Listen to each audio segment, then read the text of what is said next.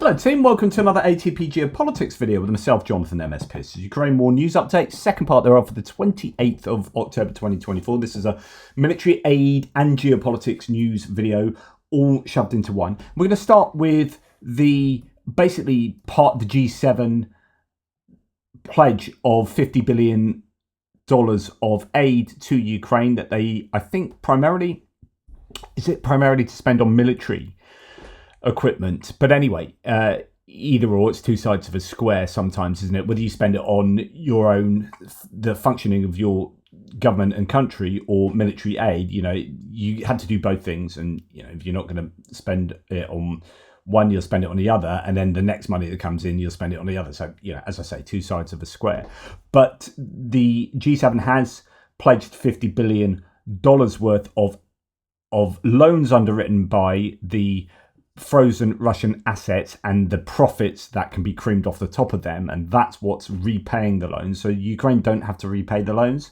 The loan giving country just takes the money back from the profits from those frozen Russian assets. And the frozen Russian assets are predominantly in Europe.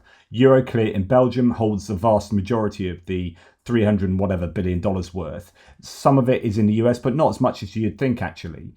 Quite a bit of it's in Japan and the UK as well. And so each nation or each entity, so whether it's the EU, UK, Japan, Canada, US, they're all doing their bit towards a $50 billion as part of the G7. I think the UK has just pledged £2 billion, about somewhere around £3 billion. Similar here, £3.09 billion is what Japan has pledged. So that is now going through, and that's excellent. So good news there. So French aid to Ukraine reporting that Switzerland, this is from a Swiss media outlet, Switzerland's president said on Monday that she favoured a review of the ban that currently prevents Swiss-made weapons from being re-exported to Ukraine, saying the embargo was harming her country's industry and security. She's absolutely right. I said right at the beginning of the war when we first heard that Switzerland wouldn't allow third-party exports of Swiss goods to Ukraine because Ukraine was a warring nation, and that was part of their agreements, or part of their, I don't know whether it's constitution, laws, or whatever it is, whereby as a neutral nation they have both an arms export industry, but also the desire not to see arms as a neutral country go into a warring nation. And I said right at the beginning that makes no sense. You are just going to if you want to have an active and successful arms export industry, then the more constraints you put on them, the more that your potential customers will go to someone else.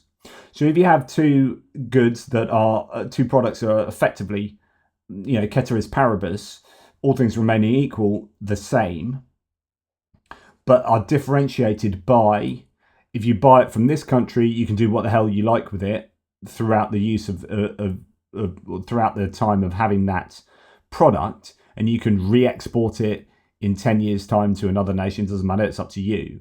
Or you buy it from Switzerland, but in 10 years' time you can't export it to X, Y, and Z. Then you'd be like, well, I have more versatility, more options if I buy it from this other country rather than Switzerland. So Switzerland will just lose out. And so that's exactly what's happening, is that their arms industry was taking a hit, which is exactly what I said. And this is, of course, the only pragmatic outcome, is that they have to do a review of that, or you don't have an arms export industry. So, what's more important?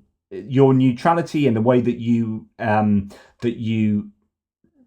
manufacture goods and then sell them, or your economy, including your military industrial complex in this case.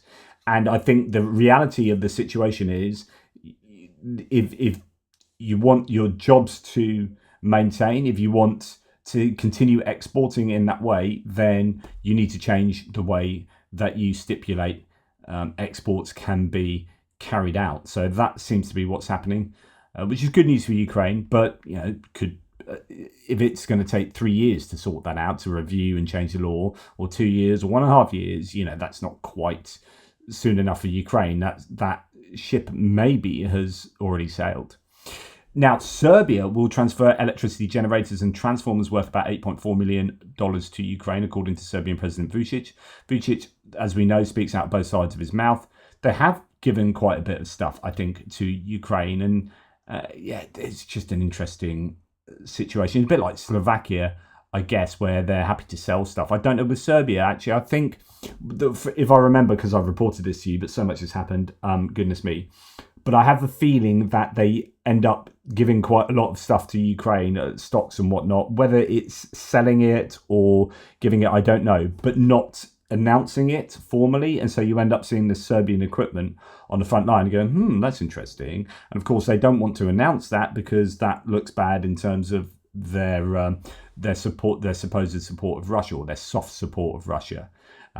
So anyway, they are giving. It's much easier to give humanitarian aid, which Ukraine desperately needs as well, right? And so, as I've said before, if you are unable to help with military equipment, that's not bad. It's just that you concentrate on, I don't know, generators, transformers, demining equipment. You concentrate on that, and then someone like the UK, the US doesn't have to concentrate on that. So it's like, okay, we'll give more military aid if you guys give our kind of allotment of humanitarian aid. Then it's all fine. The end result is Ukraine gets what it needs. It doesn't matter who does what. All over, they just need all of that stuff. Okay, Bayraktar, the plant to build Bayraktar drones, the Baykar company, the one that's being built in Ukraine is apparently already 80% built and ready and will be operational next year. The plant is expected to produce the Bayraktar TB2 and TB3. I'm not aware of the TB3 drone. That probably is what you're looking at there, rather than the thin kind of looks a bit more like the MQ, like the Reaper drone. That one, it's T326. I don't know if that's a TB3 drone. They are capable of carrying a larger load. It says the plant will employ 500 people and produce about 120 drones per year. That's excellent news. And obviously they can go about producing, I would presume, a greater volume of these, and they can, fix them up, maintain them in-house in Ukraine. It's just a lot more efficient for them to have production facilities within Ukraine. And you might end up seeing more Bayraktar drones being used in an offensive capability, maybe with missiles on them, like we saw at the beginning of the war. But everyone was shouting about Bayraktars, these TB2s. There was a song made, if you remember, and it was all like how amazing they are. They were, but actually it belied the reality that was that the Russians did start, I think, shooting them down. And what they did is they released the footage over a long period of time, but all that footage was recorded in this kind of period of time.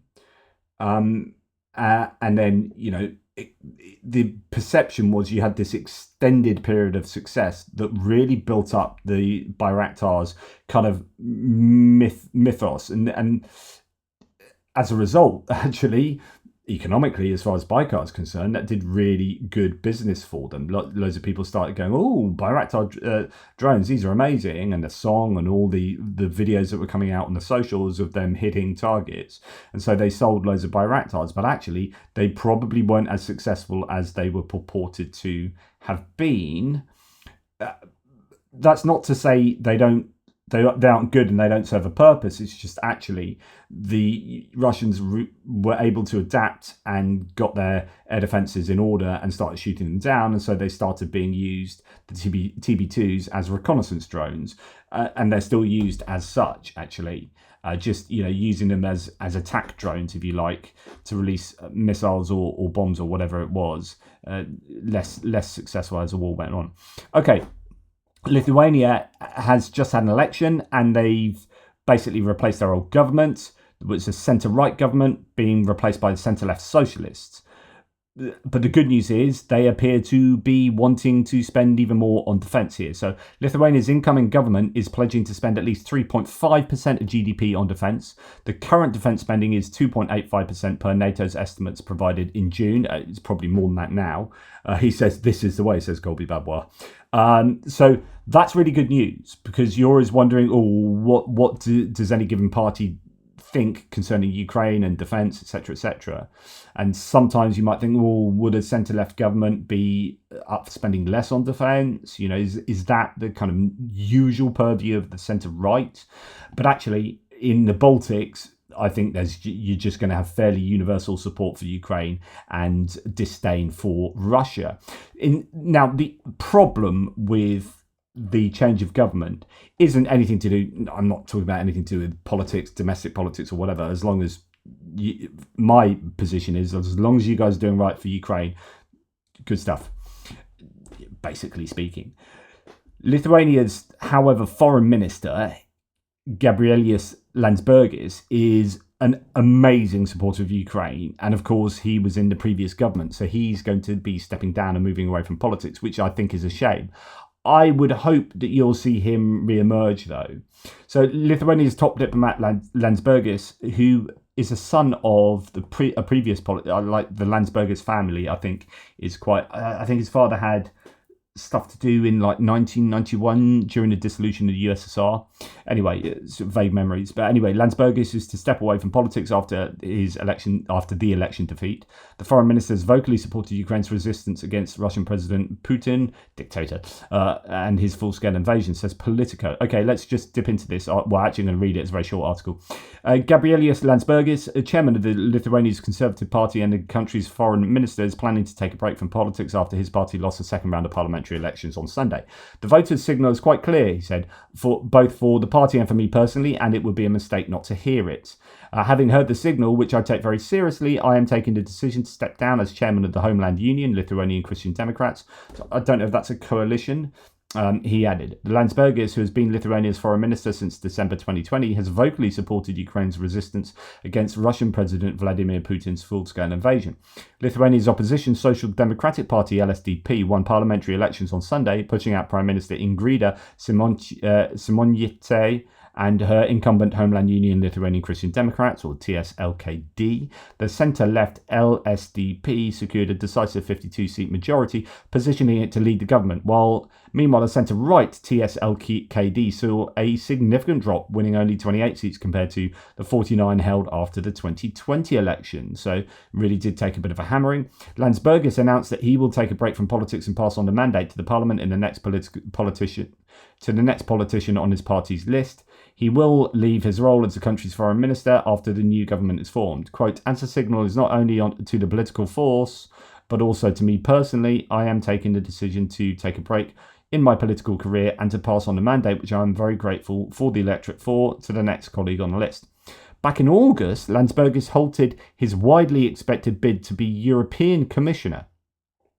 The move came amid a bitter rift between Landsbergis, one of the Baltic region's most well-known political figures, and Lithuanian President Gitanas Nausėda, who refused to support him. So I presume the president of Lithuania is from a different party than the ruling, I guess, prime minister. Prime minister. And that caused an issue with him running for European Commissioner. But I do, I hope he stays prevalent, because he's such an important voice for Ukraine. He really is. But anyway, good news that Lithuania are still going to be spending a lot of their budget on defence as a percentage of GDP. Overtaking the US would be the intention there, and that I presume would continue to be good for Ukraine. Right, South Korea is considering direct arms shipments to Ukraine. Now, we've heard this, nothing new. I reported the last 2 days, but it's still rumbling on. Bloomberg's got another article about this, reversing a policy that prohibits lethal aid to belligerent countries. and that is, according to the South Korean official, if some of Seoul's large stockpiles of artillery shells are sent to Kiev and Pyongyang continues to supply Russia, it would bring two of the world's most powerful artillery forces into the conflict, the publication noted. South Korean Army K9 self-propelled howitzers there in the picture, and it'd be great to see. So Germany, for example, Poland, for example, are taking on a number of South Korean pieces. They have that agreement over the self-propelled howitzer that they produce, the AHS Crab, which is kind of a co-production, and they buy. The agreement usually is you buy a load from South Korea directly, and after, I don't know, I'm making this up, but say you buy 200 from South Korea, and then thereafter you can make them under license in your own country. And what that does is it gives you the impetus to buy that rather than something else that gets made solely in, say, Germany or the US. So South Korea know that okay, they'll lose the production of that eventually, but it'll be made under license, so they get continued income streams from that, and obviously they'll be supporting it with logistics and so on and so forth. But that gives it a competitive advantage to any other manufacturer that would want to keep it in-house in their country. South Korea is happy to allow that to be built under license, and that's more likely to get them the business rather than not getting the business at all. So it's very sensible. And I wonder if they give permission for stuff to be made for Ukraine, then you might have, say, for example, Poland manufacturing self-propelled howitzers, South Korean self-propelled howitzers for Ukraine. That then would get, fairly localized production for Ukraine as well. But, who knows? That's a long way down the line. Now, we have heard, at the moment, I think Shoigu, it's going to come up in the geopolitics section, is in the UAE. Why would the defense minister be visiting the UAE? Well, this is Kate Levchuk saying, is there any country out there not making money off slaughtering Ukrainians? So Russia is getting apparently armored vehicles from a UAE manufacturer. Recent video footage circulating on Russian social media appears to confirm a new shipment of Strite Group manufactured armored vehicles delivered to Russian forces. Watch out for this one. So that was a news piece from yesterday. Let's see if UAE vehicles end up in Russian hands, and then we're really seeing this alignment of different countries. Certain countries not really bothered about the moral aspect at all and just selling to the highest bidder type thing. Russia are obviously going to be very desperate for equipment and personnel. The problem is, if you start allowing countries to support Russia, then this really does become a picky-sized global war, and Russia are able to maintain prosecuting this war for a lot longer. They're getting troops from North Korea, they're getting vehicles from UAE, and it's just, that is a real worry. Like I said at the beginning of the war, the only way Russia can prevail in this war is if they get support from China. Well, actually, the only thing I did say there is China and North Korea, because I wasn't expecting North Korea, and you can throw in any other nation that's willing to help out. So what do we have here? This isn't to do with the war per se, although some people have been asking about where the UK Dragonfire laser, this new innovation that the British have produced, it is also being produced in a number of countries in different iterations. The same kind of basic principle of using lasers to shoot down aerial threats within a fairly close proximity, sort of a kilometre. The British one has a range of 1 kilometre. Here we have Israel's in-development high-powered laser interception system, dubbed Iron Beam, is expected to be operational within a year. Director General of the Defence Ministry says, quote, the first capability of the ground laser system is expected to enter operational service in a year from today. Eyal Zamir says during the signing of a 2 billion, I guess that's Israeli shekel, is it? $535 million contract with the manufacturers Rafael and Elbit. The Iron Beam is designed to work in tandem with systems like Iron Dome and shoot down smaller projectiles. The agreement between the ministry and Rafael and Elbit will significantly increase the rate of production in order to supply the laser systems on time and at a high rate. Statement says. So what you're seeing is a number of producers around the world coming up with this. I think South Koreans have also got a laser system as well. You've got the British, the Israelis and South Koreans. You can bet your bottom dollar the Americans are working on this as well, and other European nations. What I'd like to see, from a British point of view, is get ahead of the game here and get some of those systems into Ukraine. That is on the cards. We just haven't heard any news. And get the Ukrainians using it, and that'll obviously be good for the British in the long run there. Okay, so onto geopolitics. Zelenskyy has arrived in Iceland for the first time to participate in a Nordic Leaders Summit.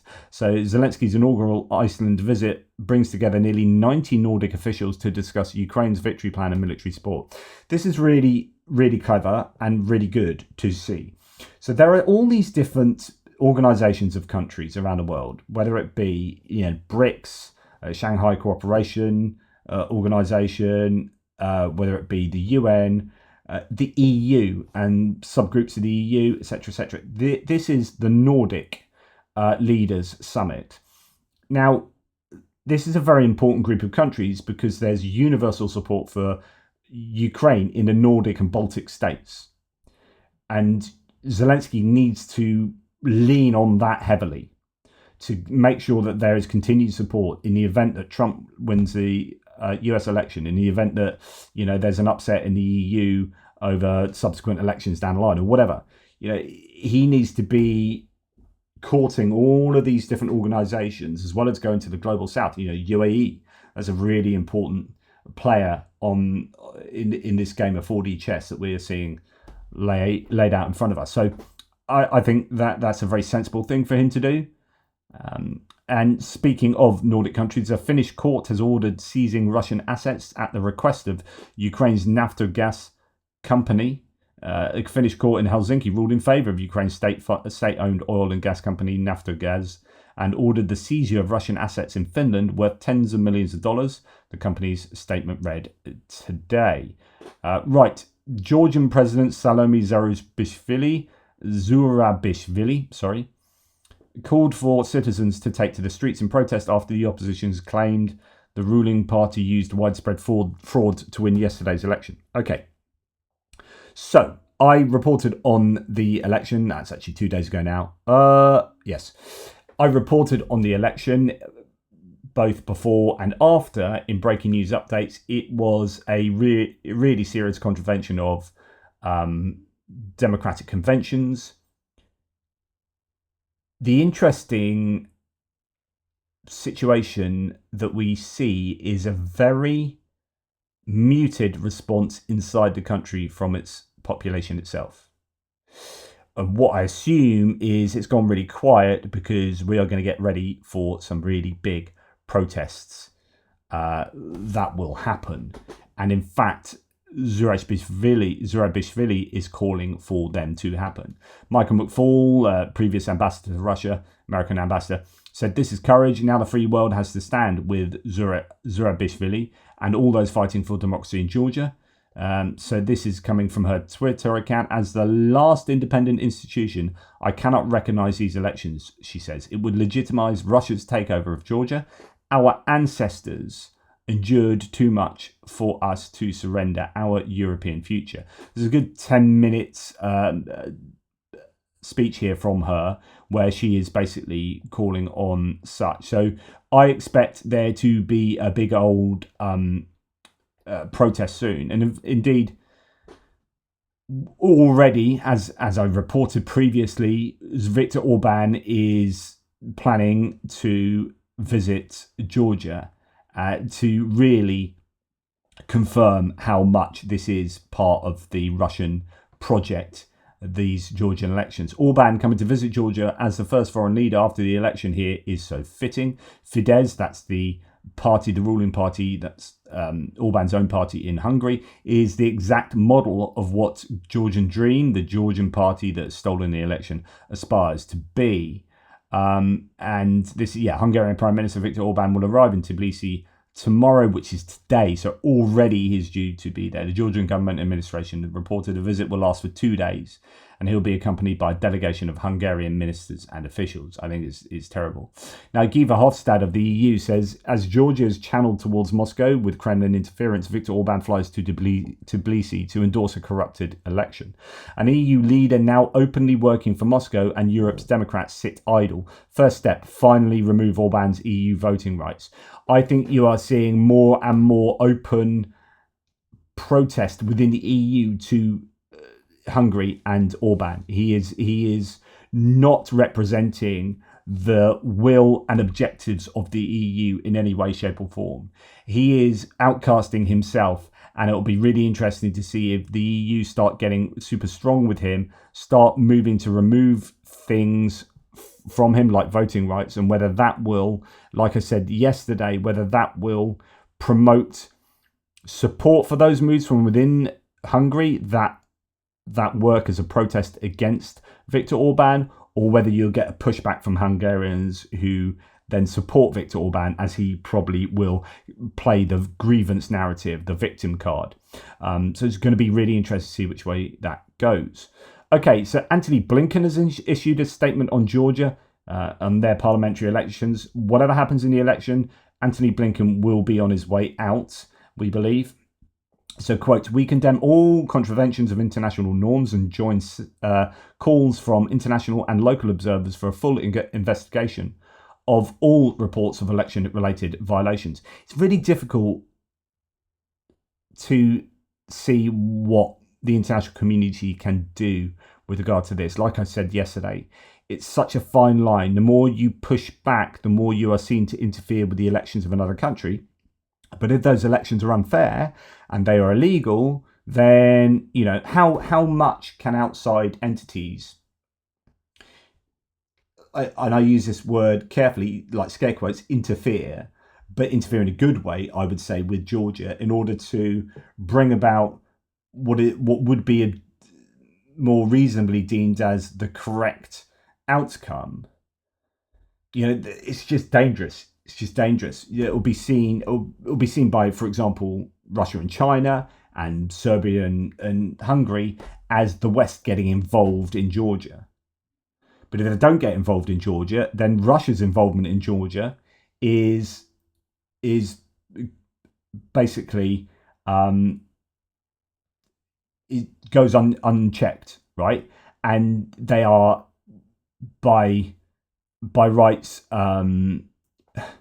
they are rewarded for getting involved because there's no comeuppance for them, and the West is too afraid to get stuck in. So what happens is the entity that nefariously and insidiously gets involved in countries in the region, Russia, continuously gets rewarded for doing so because the pushback isn't strong enough.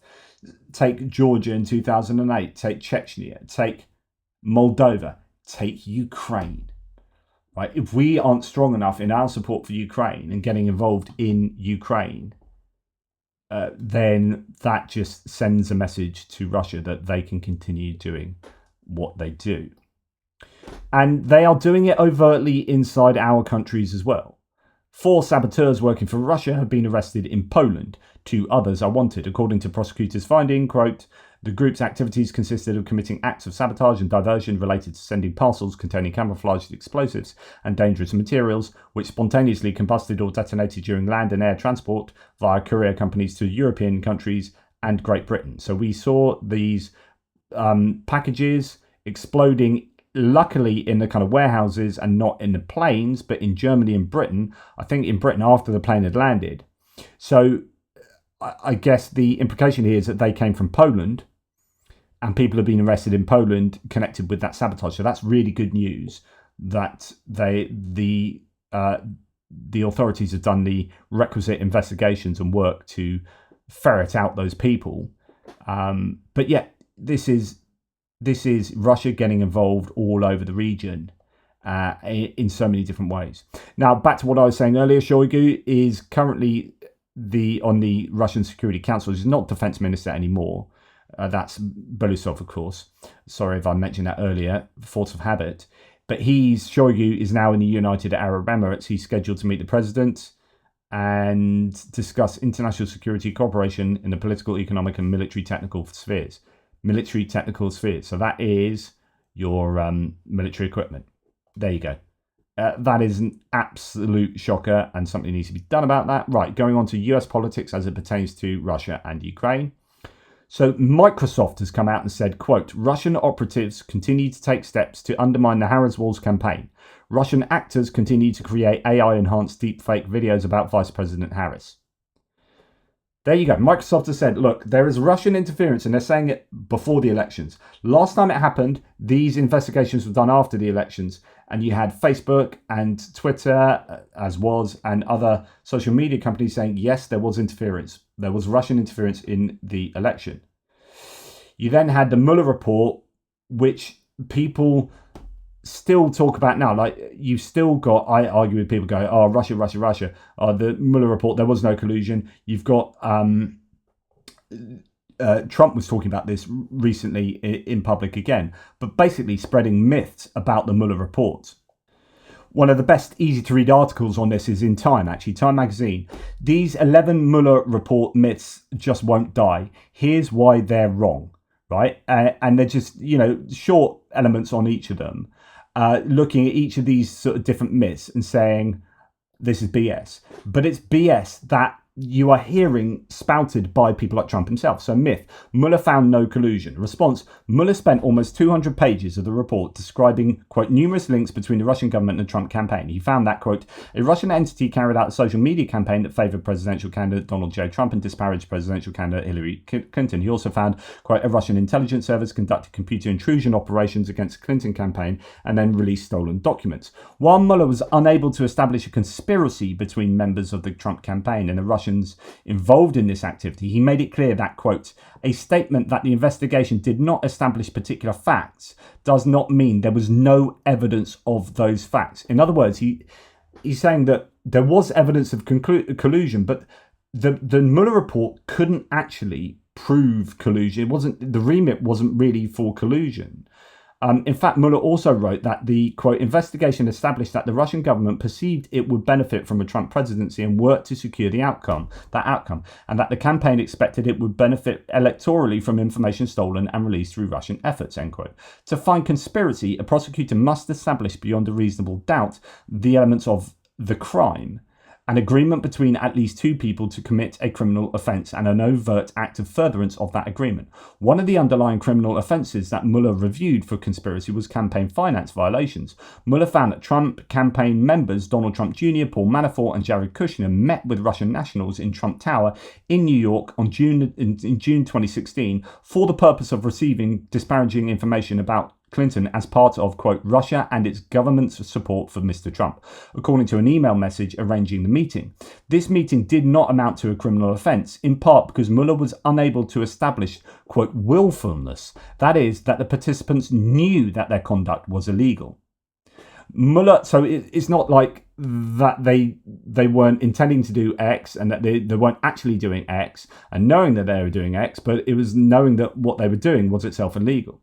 Mueller was also unable to conclude that the information was a, quote, thing of value that exceeded $25,000, the requirement for campaign finance to be a felony, as opposed to a civil violation of law. But the fact that the conduct did not technically amount to conspiracy does not mean that it was acceptable. Trump campaign members welcomed foreign influence into our election and then compromised themselves with the Russian government by covering it up. Mueller found other contacts with Russia, such as the sharing of polling data about Midwestern states where Trump later won upset victories, conversations with the Russian ambassador to influence Russian response to sanctions imposed by the US government in response to election interference, and communications with WikiLeaks after it had received emails stolen by Russia. While none of these acts amounted to the crime of conspiracy, all could be described as collusion. And the problem is proving collusion is just insanely difficult. All these other myths that Mueller found no obstruction. He did. A case closed, no do-overs. Focus on obstruction detracts from focus on Russia. If there was no underlying crime, then there can be no obstruction of justice. and all these responses to these myths. Because Trump was unsuccessful in ending the investigation, there can be no obstruction of justice. A president cannot obstruct justice as a matter of law when he is exercising executive power. Mueller wanted Barr to make the call on whether Trump committed obstruction. These are all myths, by the way. The investigation began with a Steele dossier. Another myth: spying occurred against the Trump campaign. The special counsel's name is Robert Mueller. That's just obviously a silly one at the end. But again, it's mispronouncing of names, of course.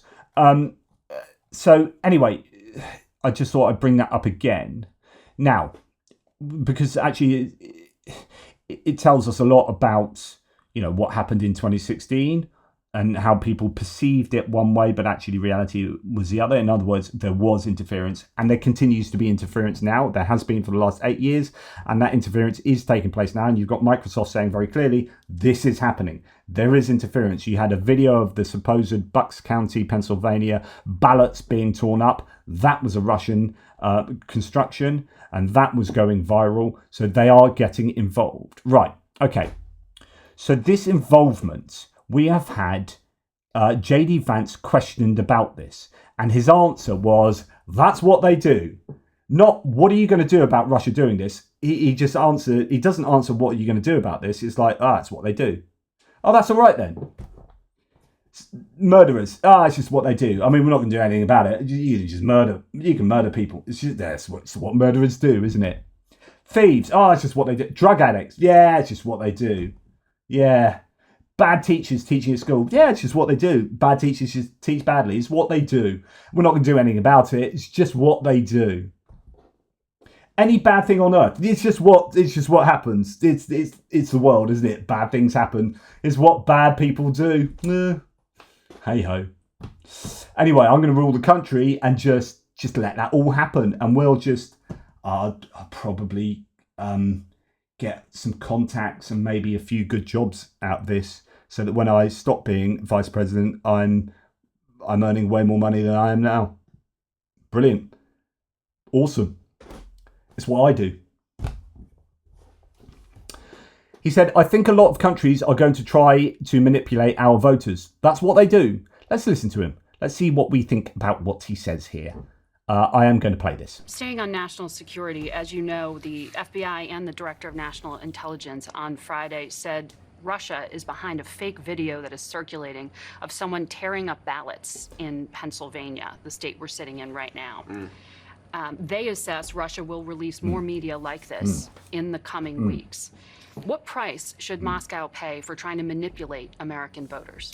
Well, look, I think the question is very clearly, what price should Russia pay for doing this, for manipulating American voters? Let's see if he answers that question. Let's see if he stays on target. Let's see if he talks about what comeuppance there will be for Russia for interfering in the US elections.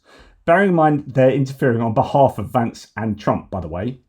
A little bit uncomfortable, but surely if you're wanting free and fair elections to take place, surely if you were standing up for democratic liberty, then you would be wanting to do something about Russia getting involved in the campaign, irrespective of which side they're helping, right? Surely.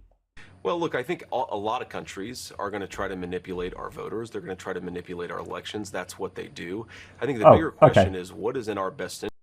The bigger question. So as soon as you start with the bigger question, it's like, I'm not going to answer your question. I'm going to ask myself a different question. So this is JD Vance. And if you're a fan of Trump and JD Vance, you need to explain this man and see whether this is an acceptable way to answer a very, very freaking important question. If you're someone that is going to go out there and sign your, dot your ballot, cross your ballot, however you do it, for Trump and JD Vance, tell me if this is acceptable. And tell me if this was what, if the shoe was on the other foot and this was a Democrat saying this in exactly a mirrored situation, whether you would find this acceptable. Do you find this an acceptable answer? Like, this is one of the most important questions I think that can be asked in this whole campaign, which is there is a fundamental project by the Russian state to interfere with our elections. What are you going to do about it? How are Russia going to pay for this? What is the action that you are going to take? And rather than answer that question, he says, I've got another question. I've got another question that I'm going to answer. In fact, there's no point you being here. I'm just going to ask myself the questions I want to answer. It's not acceptable. And it's not acceptable if you find this acceptable. They're going to try to manipulate our elections. That's what they do.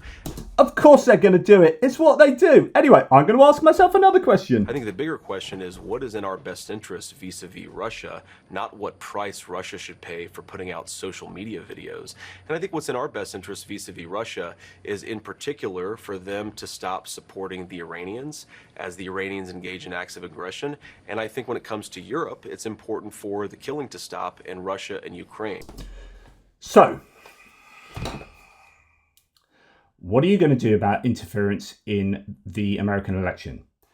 What's more important is Iran and stopping the war in Ukraine. No. I literally didn't ask you that. Yeah, but that's what I want to talk about. I don't think that we should set American foreign policy based on a foreign country spreading videos on social media. I think we should set American foreign policy based on what's in our best interest as a United States. That's not answering the question, and so the answer, as much as that can be an answer, it's like we shouldn't set foreign policy on Russian interference in our elections. We should set foreign policy. She's not asking about setting foreign policy. She's asking you what you're freaking going to do about Russia interfering. You don't consider that election interference and crossing a red line? I think it's bad. But I think it's bad. I think it's bad. You know, like, when you drop your piece of toast on the floor and it goes butter side down. I mean, it's bad that. But I'll probably forget about it after 10 minutes. I mean, it's bad, but it's not the end of the world, is it? I think it's a little bit more than it's bad. It's an adversary nation. It's an enemy nation getting involved in your politics to manipulate your population to do what they want them to do.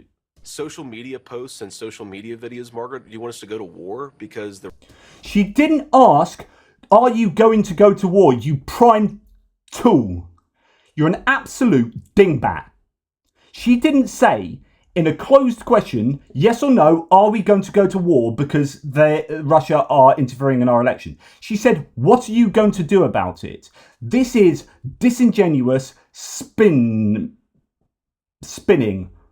This is political skullduggery of the most insidious nature. It is not answering the question, and it is being weak. Bad, but social media posts and social media videos, Margaret, do you want us to go to war because the Russians made a ridiculous video? Didn't say that. Paid for it? Straw man. Thank you. There are options other than war. You nincompoop. Sanctions, other measures. I mean, but this raises a difficult question, Margaret. Because manipulating voters. This raises a difficult question. Notice what he does. I'm going to ask another question. This raises a difficult question. No, answer the first question. You've asked yourself another question, and now you're asking yourself another question. What about the first one I asked you? It's part of our democracy. Everything that we've tried, a lot of the sanctions that we've tried, they've gone off like a wet firecracker. We promised at the beginning of the Russia-Ukraine war that we would engage in financial nuclear war. That's nothing to do with election interference in the States. You are bait and switch, or you're not even baiting, you're just switching. You're like, look at all of this. I want to talk about something that I think is more important than that. Just forget what you said. Yeah, it's really important. Nah, forget it. This is what I want to talk about. Against the Russians. Biden administration, Harris administration officials talked about how our sanctions would cripple their economy. They didn't. And so we have to be realistic about what America can accomplish, compare it against our national interest, and just be smart about this. I don't think that we should overreact to anything. What we should do is encourage our fellow Americans to be careful. Don't trust everything that you see on social media. And of course, we should push back where appropriate, but that. So his actual answer is telling American people to be careful. Don't trust everything you read. Just be careful, guys. Oh, that's fine. That's it. That's all you're going to do. Russians come and interfere. Millions of dollars spent on disinforming. Just be careful, guys. Okay, I've done my job. Right. What's his second part? Everything that you see on social media. And of course, we should push back where appropriate. But that's the big question, is what is an appropriate response to a country making social media videos? I'm not going to make a commitment to that. So he finally answers the question by saying, I can't answer the question. After all that bluff and guff, what's the appropriate response to that? I can't answer that. Literally, that's a question. What is the appropriate response? Give us something. Otherwise, you can answer that to everything. What's the appropriate tax level? I don't know. That's the question. I can't answer that. Well, literally, you're in government. You want to rule the country. What is the appropriate freaking tax level for X, Y, and Z? That's the big question. Can't answer that. Social media. And of course, we should push back where appropriate. But that's the big question, is what is an appropriate response to a country making social media videos? I'm not going to make a commitment to that sitting. He could answer that to every single question he's ever asked. The question is, what's the appropriate length of sentence for crimes of I don't know, for drug crimes? That's the question. I don't think I can answer that. Okay, so what do you think about migration? Like, how many people should be deported from the country, or how long, or this or that? What's the appropriate length of time? What's the appropriate amount of people? What's the appropriate percentage of X, Y, Z? Well, I can't answer that. Well, sod off then. If you can't answer a question that you're asked pretty obviously, then you're not fit for purpose. Go away. Now, I talked about this idea of enemy or adversary pointedly earlier because he couldn't even say that Putin is an enemy. JD Vance declined to characterize Putin as an enemy, saying, quote, I think that he's clearly an adversary. He is a competitor. We have to be smart about diplomacy. Just because we don't like somebody doesn't mean that we can't occasionally engage in conversations with them. I mean, what are we, 150,000 registered war crimes? Just because I don't like him that much. Just be strong in your convictions, moral and political convictions. So, JD Vance wants to force a country he doesn't live in to give up its land and people to America's enemy, Russia, the foreign power he serves. Betraying the United States and its allies is what the Putin-Trump-Vance ticket is all about, says Michael McKay. Now, Liz Cheney was questioned about this. So this is the Trump-Vance plan to force Ukraine to surrender. And this is what Liz Cheney says. I mean, look, the reality of the situation that we're facing is that, people that have long been focused on national security issues, people that, look to Ronald Reagan as a guide and as an example, we understand that the way that you avoid war is, in fact, peace through strength. And when you look at something like what J.D. Vance and Donald Trump want to do in terms of forcing Ukraine to surrender, J.D. Vance says that, he's really agnostic as between Russia and Ukraine. Forcing Ukraine to surrender in the aftermath of the kind of brutality that we've seen from Putin, suggesting that America doesn't favor Ukraine over Russia, demonstrates just a total lack of understanding of the importance of our allies in keeping the peace. Donald Trump, every chance he gets, he attacks our allies. He talks about our allies as though, he were a mafia boss. He seems to completely fail to understand that in order to keep peace, we have to have allies with us. We also have to be strong. And, Putin obviously now is allied with Iran. He's allied with North Korea, allied with China. And so J.D. Vance and Donald Trump think that the right solution there is to go in and reward Putin for what he's done, reward all of his adversaries for what they've done, rather than stand with our... That's my point I was making earlier, that by not doing enough, you are implicitly rewarding Russia for doing what they have done. Allies. So, I think that what you saw is a mix of desperation and naivete, and just a really, an attempt to do the best I think he can figure out how to do to convince the American people not to believe what they know to be true about Donald Trump. And I think his desperation is clearly showing. So, yeah. So moving on, breaking, Washington's buzzing with concern over Elon Musk's back channel with Vladimir Putin. So the revelation that he's made this series of phone calls, that he's spoken with Putin a number of times since the outbreak of the war. Top Democrats, including Representative Adam Smith and NASA's Bill Nelson, are calling for a full-blown investigation into these shady communications, with SpaceX and Starlink playing key roles in US defense and intelligence. The idea that Musk has been chatting it up with Putin since 2022 is a massive red flag. It's not just about SpaceX either. Musk's $120 million backing of Trump, actually some say as much as $150 million now, has lawmakers wondering just how deep his ties with both Trump and Putin go. National security is on the line, and it's time for some serious answers. So a lot of people are worried. There's a Politico article that is drawing from. A lot of people are genuinely worried about what is going on there. Now, with regard to Trump and the war in Ukraine, Trump seeks to freeze the war in Ukraine and reduce US involvement and transfer responsibility for peace guarantees to European countries. This is in the Financial Times. New article there. A bit of a synopsis here from Max24. His team proposes to create autonomous and demilitarized zones along the border without Ukraine joining NATO, entrusting European countries with the role of guarantors of the peace process. Straight away, can't happen.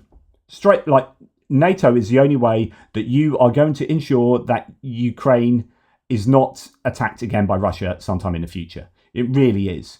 You look at the history of NATO and how many countries have been attacked by Russia. None of the NATO countries have. Countries not in NATO, most of them have been attacked around the side of Russia. Trump's advisors believe that America should not bear the financial costs of maintaining peace, proposing to transfer these responsibilities to European countries. Now, you can talk about that being, there's some leverage there, but actually, it's to not understand that you pay for things that you want to happen, right? It is. This approach shows a lack of understanding of what the strategic objectives for the United States are in terms of foreign policy. United States should pay for things that they want to happen that give them the reward. That's how it works. You get a return on investment. This is just this stupid idea from people like Trump that, this is not in the US's best interests. Like, why are we involved in this war? You're involved in this war precisely because it's in your interests. Like, otherwise you wouldn't be there. So the fact that you think this is Europe's war, not your war, shows your gross ignorance. So you can argue that Europe needs to pay a bit more, do this or do that. Yeah, we can come to these kind of agreements. But the idea that this is nothing to do with the US, that the Cold War was nothing to do with the US, when it was entirely to do with you and the USSR, is bizarre. Like, this is just the latest iteration of that struggle for global hegemony. To think that you don't have a horse in this race is insane. Anyway, this approach causes concern among European allies, since the withdrawal of the US could weaken the position of NATO and lead to a split in the EU. And it would lead to the growth of Russia, China, BRICS, whatever. You know, you are withdrawing from the world as one of the main sources of power, and then you create a vacuum, and who goes into that vacuum? There is no unity in the Republican Party regarding this cause. Some of Trump's supporters believe that the US should focus on China and reduce its involvement in European affairs. And of course, the way you convince China not to attack Taiwan is to win in Ukraine. Finally, why are senior political figures making unencrypted calls and messages in 2024, says Shashank Joshi of The Economist. Chinese hackers, quote, were able to access unencrypted communications, including text messages of the individual, the People said. E2E services like Signal are believed to have not been hacked. So this is a scoop that Chinese government-affiliated hackers have said to have collected audio of American calls, as reported in the Washington Post. This is incredibly worrying, not at all surprising, and I wonder if it goes both ways. But yeah, we have an issue with, I imagine, all sorts of communication takes place on, on non-official communication lines, cell phones, mobile phones that aren't official government ones, and using apps that aren't encrypted. And I'm sure that happens in every country. This is a worry as we go forward, especially when you've got artificial intelligence that can do the work of listening to you don't have to have hundreds of people listening to telephone calls anymore. You can have the recording of those, and then artificial intelligence listen to it all and tell you, glean from that what you need to know, and give you reports on that. So it will become easier and easier for this to happen. This is definitely a worry. Anyway, thanks for watching. Really appreciate your support. It's been a long one, but mainly because I've been ranting. I should probably have a cup of tea and calm down. Take care, y'all, and I will speak to you soon. Please don't forget that we have the NAFO fundraising campaign that is now as high as 30. Oh my goodness. We could do it today. No, we couldn't, could we? 38,000. We're only 1,200 euros away from completing the campaign. This is phenomenal. If you have a couple of bucks to spare, a couple of, I don't know, drachma, a couple of krona, a couple of pesos, a couple of pesetas. Oh no, euros. It all helps. Thank you so much, guys. Take care. Speak soon.